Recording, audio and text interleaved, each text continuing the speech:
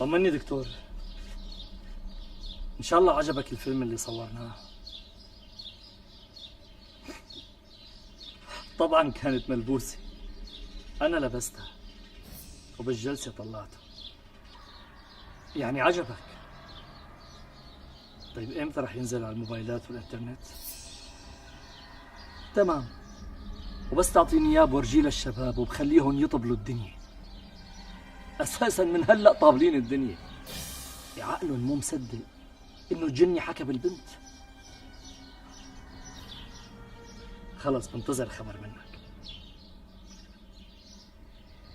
مع السلامة.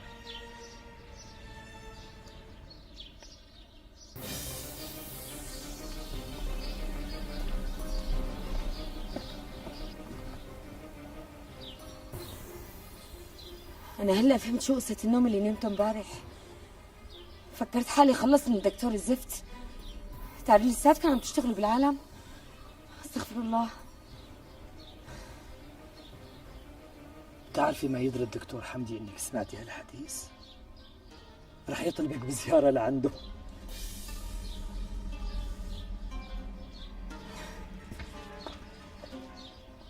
غلطت يا ابو معروف، كيف تجي بدون اذن وبسيارتك كمان؟ درت بالي، ما كان في حدا وراي. غلطت. وين نجي؟ موجودة.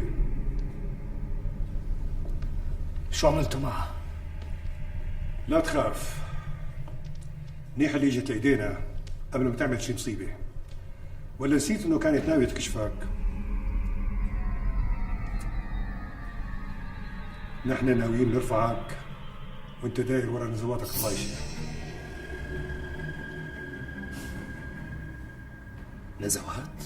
ابو معروف لا تاكل هم. شو رح تعملوا مع نجي؟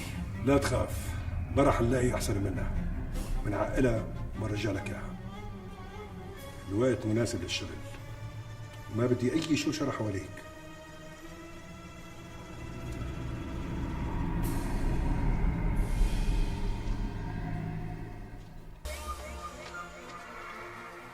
الشريط جهز ونزل على الانترنت. هاي الورقه توزعها على مريديك.